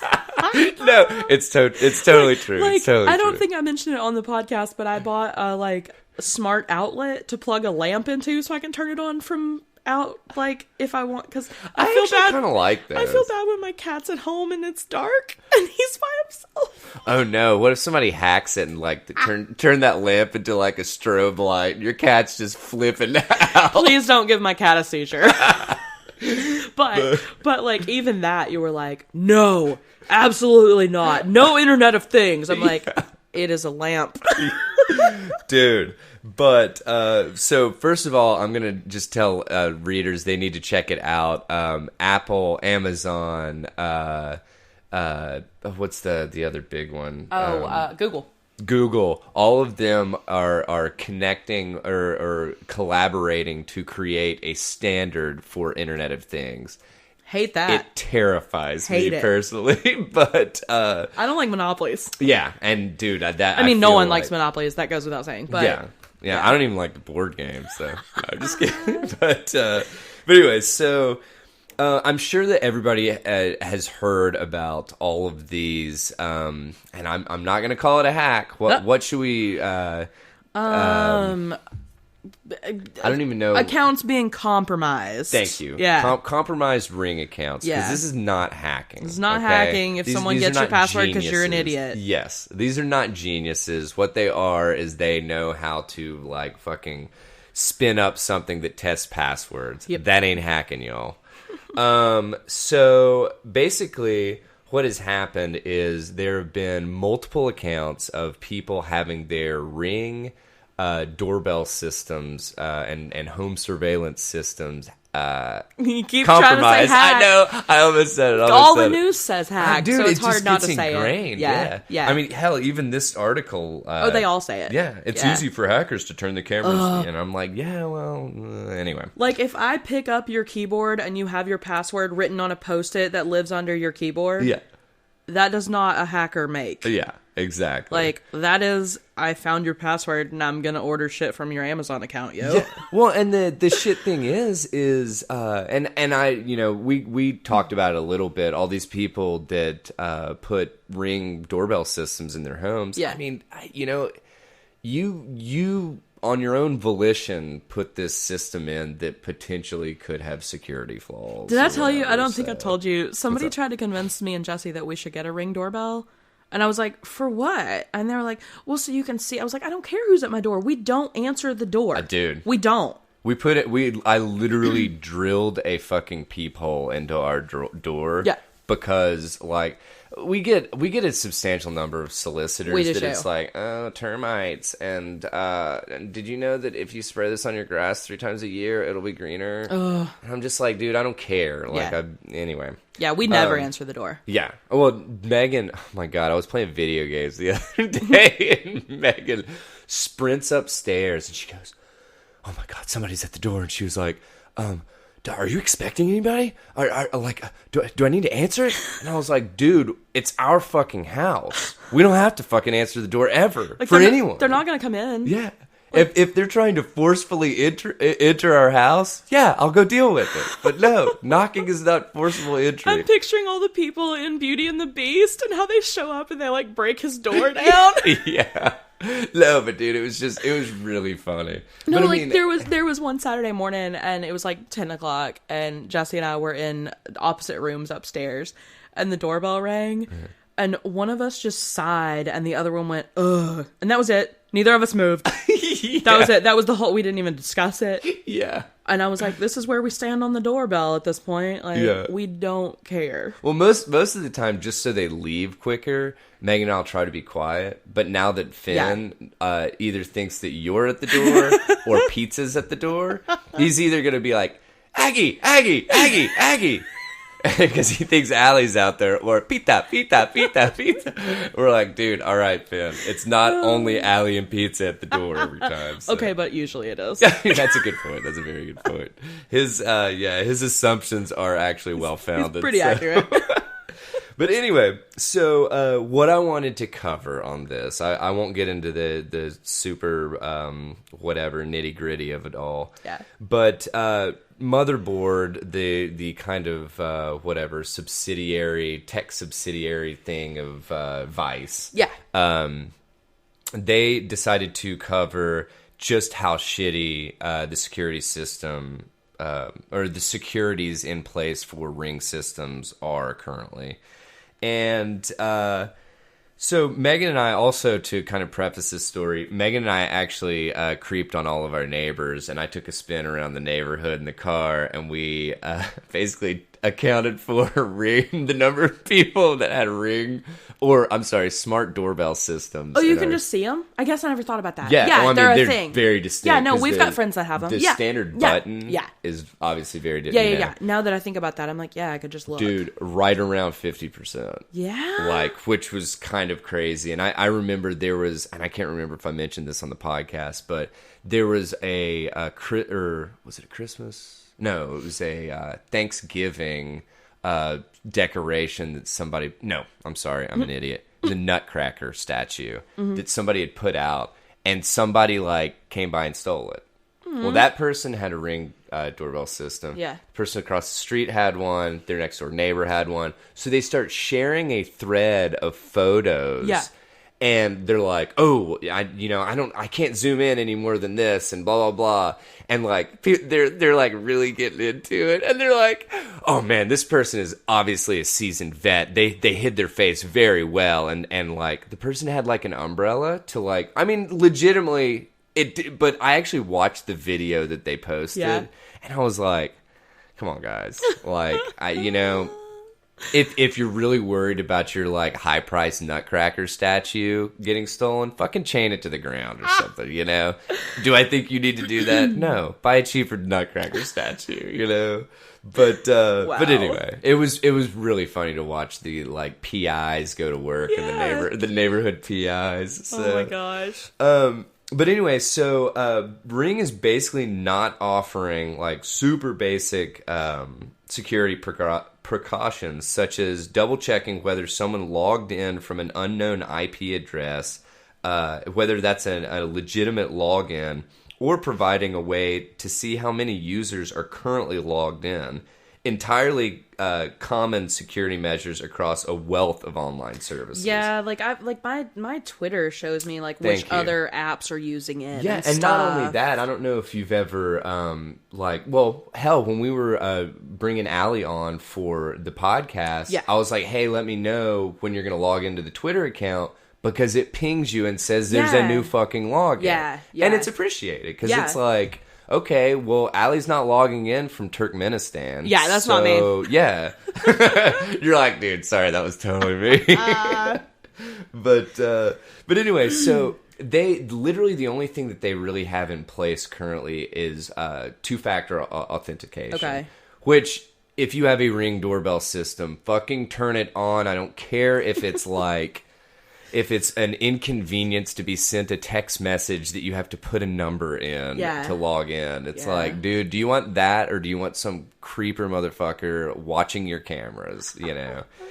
And so Motherboard did some tests and they like gave out the password to people in different countries and stuff, and like they all logged in, and then like this, that, and the other kind of happening.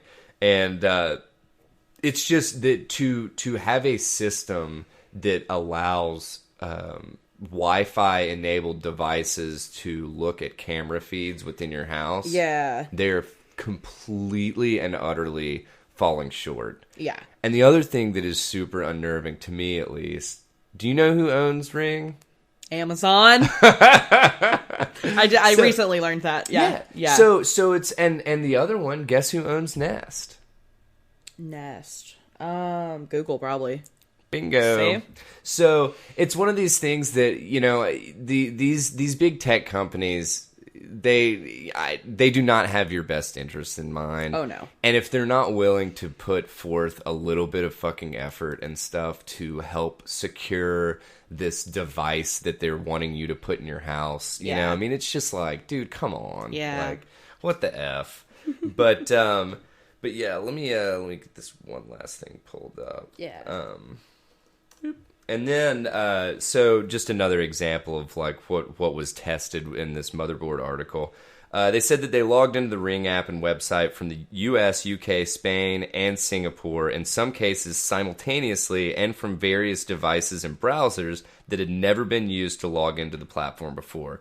At no point did Ring trigger any sort of alert, such as an email notification to check that the IP address the system had never seen before did indeed belong to the legitimate camera owner. So, yeah. So, I mean, I feel like that shit is like, I mean, dude, Google, I get Google notifications when I sign into my computer upstairs. But you know, I wonder if Amazon doesn't care, because I gave somebody my Audible login, and I know they logged in because they were telling me about the book they were listening to, and it never notified me.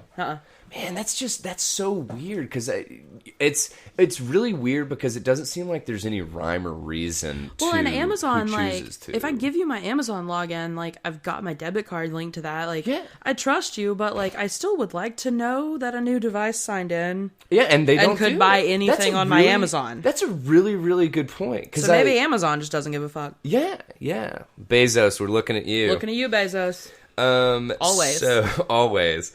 The other thing that this was just kind of creepy to me. So if you log in from a smartphone app, someone who logs in can watch live video, historical footage, listen through the camera's microphone, speak through the camera's speaker, play an alarm, see the name of specific Wi-Fi network, or see the name of this specific Wi-Fi network the camera is connected to, see the address the user originally registered the Ring camera with. Hate that. See the phone number a user has entered into the app, and see nearby crime, quote, incidents. This shows the specific user-selected home address plotted on a fucking map. Ring requires you to put in an address in order to set the camera up. So, dude, I'm telling you, pump the brakes if you're thinking about getting a Ring. Hey, dude. you know what does not make you do that? What? My smart outlet. It's pretty neat, and it was like $8. Yeah. Hey, man, I'm still waiting for the strobe light story. So, but anyway, so that's kind of my soapbox for Ring, and just really think about what you're giving up for a convenience, listeners. That's all that I'm asking. So, you know, for some people it's going to be worth it, and for some people it's not. So, you know what? I put it in your hands, friends. So, without further ado, we're going to move into Did you like that intro? That was real good. Thank you. This is hosted by Megan. The segment named Allie's Adventures in Movie Land. Let me click the mic switch the over mic real over, yeah. quick. So go ahead and say hello, Miri, and I'll make. Hello. All right, that should work. Yay. Awesome. I heard my name a lot. Yeah, I was actually Not talking sure how I to feel you. about that, but okay. Talking about Ring and stuff and Yeah. neighborhood and stuff. Well, I got like 30 minutes of silent time downstairs, so I could hear you all talking. So. Yeah, we're not too silent My up name here. a So. lot. Not cool. Yeah. All right, are you ready? Nope. I picked out some popular ones. Okay, good. Yeah. Some of them are quotes, and some of them are synopsis. Ooh, I might get the quotes. Yeah. Okay. Okay. So this one should not be too horrible. So this one happens, to give you backstory, this one happens in a hotel room.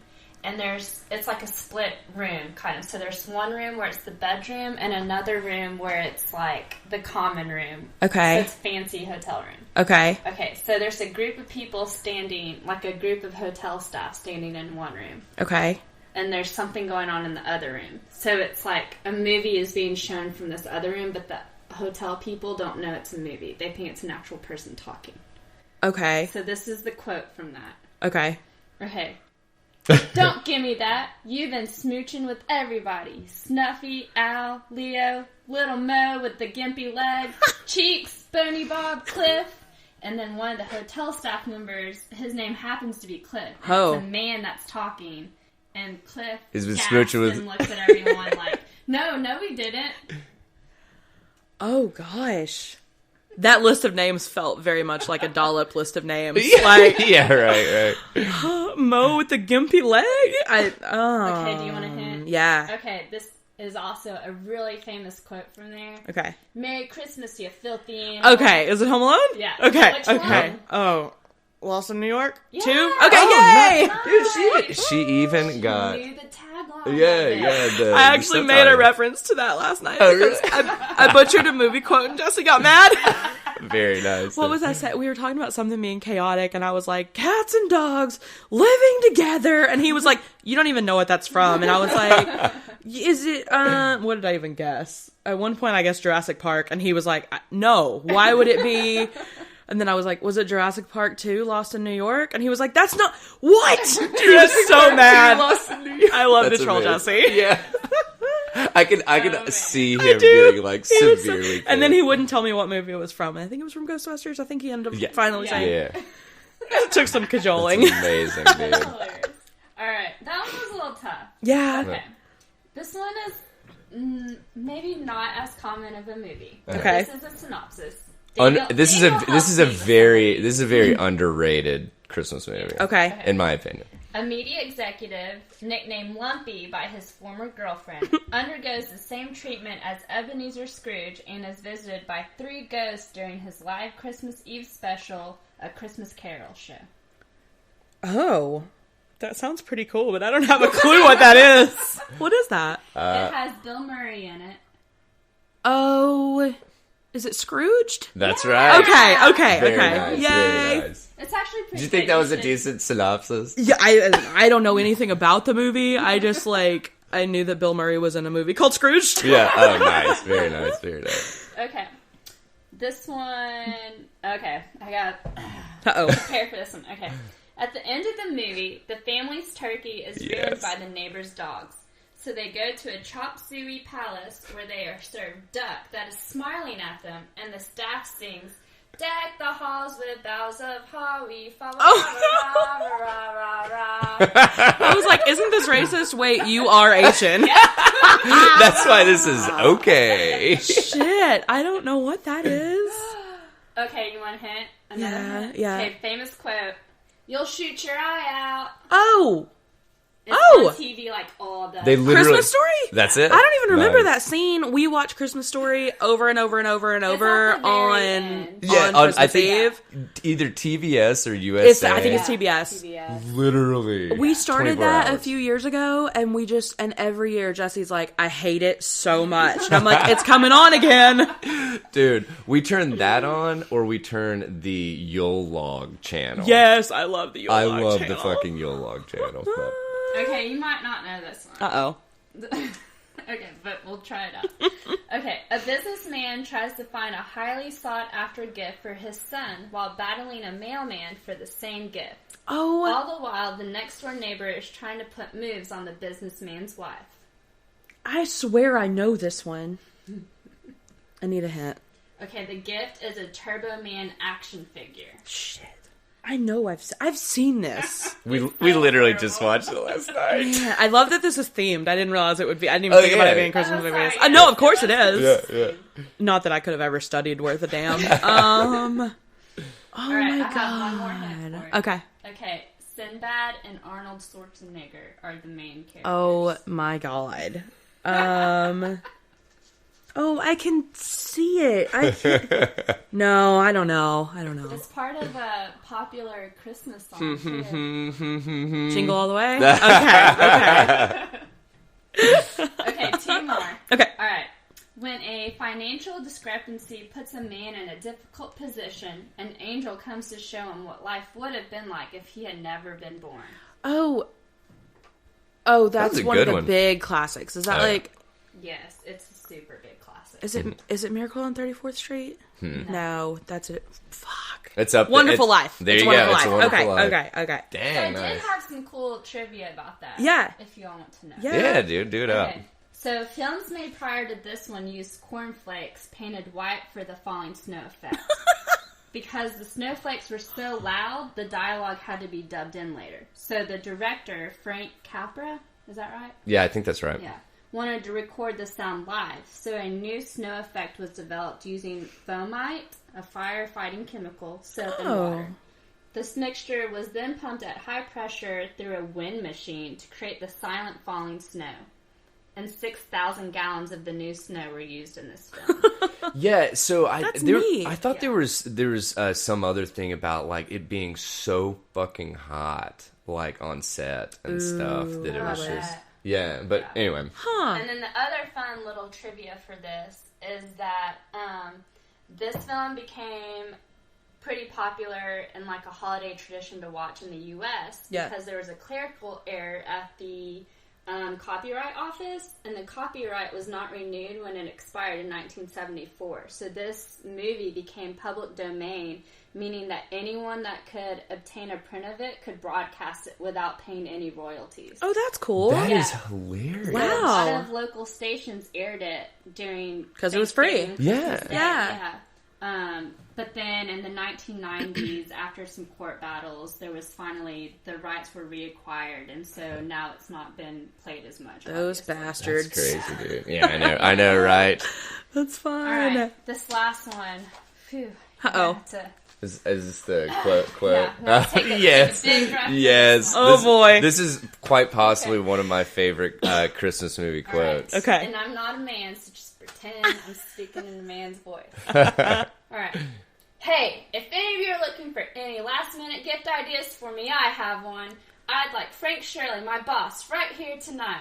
I want him brought from his happy holiday slumber over there on Melody Lane with all the other rich people, and I want him brought right here with a big ribbon on his head, and I want to look him straight in the eye, and I want to tell him what a cheap, lying, no-good, rotten, four-flushing, low-life, snake-licking, dirt-eating, inbred, overstepped, ignorant, blood-sucking, dog-kissing, brainless, dickless, hopeless, heartless, fat-ass, bug-eyed, stiff-legged, spotty-lipped, worm-headed sack of money shit he is. Hallelujah! Holy shit, where's the Tylenol?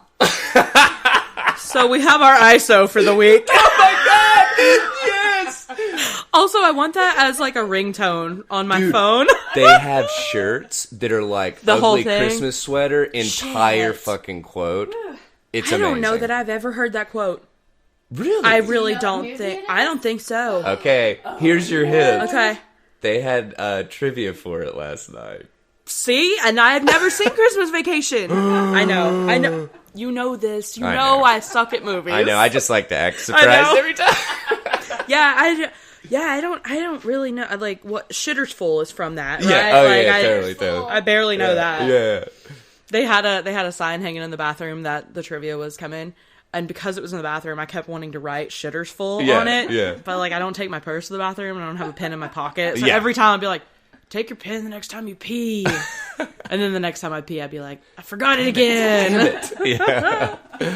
All right, so Allie has some little couple for us to, or well, I guess Megan. Probably Megan, whoever. yeah. Okay, so Megan, you're up. I don't know, you did better last time on this. I don't know. Those were classics, though. These Yes, are there you go. these are pretty big books from this year. This is out of my wheelhouse. These are all like they won like certain different awards. Like some of them were on Goodreads awards and stuff. So like you've at least seen the titles around. Oh, God. Okay, and they were all published in 2019. Okay. Okay, the first one is Samantha Mackey is getting her MFA and is invited to the cliquey girls' smut salon, where she's absorbed into their ritualistic workshop where reality blurs with fiction. Oh my. I don't know. It's Sounds like adult really version weird. of Mean Girls or something. It feels like it, too. It's really weird. They all have one nickname for each other, and they all call each other this one word, and that's the name of the book. Like bitches or something. It's an animal. Huh. It's an animal. And wait, what was the girl's name? Samantha Mackey. Samantha Mackey. They Okay. call it, It's really weird. I don't know. I got This is the one nothing, you've least likely heard of. Okay. It's just called Bunny. Bunny. Oh, I haven't heard They of call it. each other Bunny. It's so obnoxious, but it's really good. It's a good book, It's though? good. Yeah. It's wild. Like Yeah. it's weird. You're like, you're very like, what is happening in this Yeah. book? Why Yeah. are they calling each other Bunny? Yeah, they're very, That's very funny, weird. dude. Okay, this one is way out there. The blurb on the cover of the book says, lesbian necromancers explore a haunted gothic palace in space. Decadent nobles vie to serve the deathless emperor. Skeletons. Skeleton. I like it. The author had a quote about this book. She said, "How can I make sword fights more dead and more gay?" And the Goodreads short version of the summary said, a solar system of swordplay, cutthroat politics, and lesbian necromancers. Dude. Also, everyone gosh. says this book is amazing. That So you haven't read it? I've not yet? read it, but it's so not at all anything I'd ever pick up, but I have to because everyone's going on about how Dude, cool it is. It just seems like all over the place. But I think it's supposed to be great. I mean, but hey, man, Sure. I've seen some all over the place movies that I really Well, like. I So. mean, I have no clue on that. Not an idea. Do you? I got wanna even nothing. Take a guess. I mean, okay, so how many words? How about that? 3. 3. I God. don't know. The Space Girls. I'll give you I got nothing. the author's name, but not that that'll help because this is her debut. Is Tamsin Muir, Muir. Okay. I love the name Tamsin because of Tamsin Donner. Yeah. Not Dahmer. I'm not like remembering this one. It's, I got nothing. it's called Gideon the Ninth. I've never heard of it. You not heard of that? Damn. Dude, we are Okay, falling I do flat on our think the faces. other 3, I think you'll probably maybe get. Sure, Allie. Whatever. Okay. I read this one and I hated it and I bitched about it, so you might remember it from that. A wife shoots her husband 5 times in the face and then she never speaks again. A criminal psychotherapist finally gets his chance to work with her and he takes a twisted path toward his own motivations. And this one, the Goodreads mystery/thriller of 2019. Dude, that sounds one's good. Silent Patient. Yeah, I hated it. Oh, The book really? Sucked. Oh, it sounds, It sounds good. good. It sounds Yeah. real good. It's But I'm just gonna take your the word writing for it. styles The- shit. The or- writing style's not awful, but like I figured out the twist Oh, really? immediately. So she just like telegraphs it kind of thing? Like, I mean, I maybe figured out the twist from reading the plot summary on the back of the book, and that was the twist. Oh, wow, okay. And I never figure out do twists. that. No, like, Huh, that's but still a lot funny. of people loved it. A lot of people loved it, and it's worth your time. It's interesting, but I Wait, was so mad. wait, have you read it, Megan? No. But you will? If You say you Allie won't? didn't like Wait, it, then no, I'm but not gonna my read it. my question is, how did you know the answer? It got a lot of Yeah. press this Oh, year. okay, Yeah, yeah, You yeah. told me about it. Yeah. Oh, okay. Got you. I'm sorry. started out. I was I like, told dude, you you about it. haven't Yeah. read this book? And like, that's kind of impressive. But it was, all these people said it was like in their top 10 of the year. And I'm Yeah. like, did you read anything else? What the fuck? I'm so mad. That's amazing. I don't know. Maybe I just wasn't for me. Okay. This one won the Goodreads Romance 2019 and debut novel winner of 2019. Do you know it just already from that? Did I read it? No. Take it. No. After an international incident forces the first son and the Prince of Wales to pretend to be best friends, they fall in love. Oh, it's like that, the Royal something, isn't it? It's got Royal in it. Shoot. I haven't read it. It's but- really good. Oh, dang it. I only It read is half of Royal it because I just wasn't in the mindset for it, but like I love this book. I need to finish Okay, it. I've got a guess. Yeah? The Royal Connection. No. Oh, damn it. Dang, I don't remember, but it has Royal in it. The Royal... It's Colors. The title's Colors. And it's got Royal in it. Oh, red, white, and Red, blue? white, and- Red, white, and royal blue. Red, Yeah. oh, yeah. Yeah. That looks good. It's so good. And it's like, it is really like laugh out loud funny. Like, I'm reading it and I am laughing out loud because like the like banter back and forth between them is so much like, you're like, I have really good friends and this is how we banter. Yeah, Like, yeah. it's so good. Like, Oh, it that's sounds awesome. like it could be a quick read. Yeah, Get that yeah, one done. yeah, yeah, yeah. Okay. I need to get back to it. I think I'll probably just start it from the start and read it the whole way through because it was really good. I don't know. I just fell into like a reading rut. Well, and you also read like 5 books at a time. Yeah, I know. Well, it's because know how you do part of that that's because either. I abandoned like 5 books at a time. Okay, and then the last one. I don't know what awards this one won, but it definitely got a lot of attention. A hyperbaric chamber serves as a special treatment center to a small group of people. The chamber explodes, killing 2 of the patients, and it was not an accident, and a lot of the story takes place during the trial. I did read this, and I told you a little bit about it. It's a really cool concept, but I didn't love it as much as I thought I would. Does this have to do with water? No, but the thing looks like I know a that's a- submarine. yeah. But it's Huh. like, it's on land, but like they Yeah. call it a submarine. Yeah. Huh. I had nothing. I'm just gonna keep not repeating, I got remembering. nothing. I'm not remembering. It was pretty cool. It was a really cool concept because they were like, it was just kind of an experimental treatment. So a lot of people were doing it. Like one person had a kid that was like severely autistic and they were hoping it would cure him. And one person I think had maybe cancer or something. And I think there was a I remember diabetic you telling me about person. this. It's I a really can't cool remember what the concept. title is. I don't remember the title. Okay, the title was Miracle Submarine, but they changed the title before the book came out. So it's still Miracle something. I'm kind of glad Well. that they changed it. Miracle I don't Submarine like sounds kind of weird. Miracle Yeah. Submarine. I'm not a big fan It's of. a little better. I don't know. Miracle Chamber. Miracle Creek. I like that a That's lot more better than good. Miracle than Submarine. Yeah. Miracle Submarine. It was a really cool book, but like it almost had too many like subplots for me. And then it gets confusing what's happening. Yeah, a little bit. Yeah. But it was I love that premise. Like Yeah. it was really neat, and it was very back and forth of like, here's what happened leading up to it, and then here we are afterward in the trial, and it was really cool. Okay. It's definitely I'll worth the add read. that one. Yeah. Yeah. I'm trying to think if I have. No, I read the ebook of that. I think I got it from the library. Yeah. All right. Gotcha. Well, I'll add it. All right, well, I'm sorry to say this, but this concludes Allie's Adventures in Movieland and Miri's Adventures in Bookland. So I'm gonna switch the mic back real quick. Oh yeah. All right, so I believe we are way over today. Oh, yeah. So I'm looking at the clock, and it's looking at right around 2 hours. So God. we've Merry killed Christmas, it. folks. Merry Christmas, y'all. But I am going to do a little social jingle dance. So, if you want to hit us up and get us to cover something that you thought was interesting, or maybe even look into something that you want a little more information about and don't want to do the footwork, we are here and we can be reached at tetherradio@gmail.com. That is TETHERRRADIO @gmail.com. We are on Twitter at Tether_radio.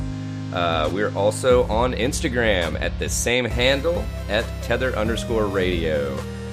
We're on Facebook, Tether Radio, one word, and we also have the Tether Radio After Dark group on Facebook, which Allie has been killing it, keeping putting posts and stuff in there. So check them out. Honestly, she's been posting some really killer shit. So I got some stuff coming this week too. So yeah. So keep an eye out because we try to drop some stuff during the week just to whet the appetite. Oh, So- and the request thing. I've got one from my friend Nicole who wants us to cover just like bad lottery winners. I think that's gonna be fun. I can, Yeah. I'm 100% on. Yeah. I'm definitely It's gonna be real fun. So yeah, that has, I'm sorry, not that, but this.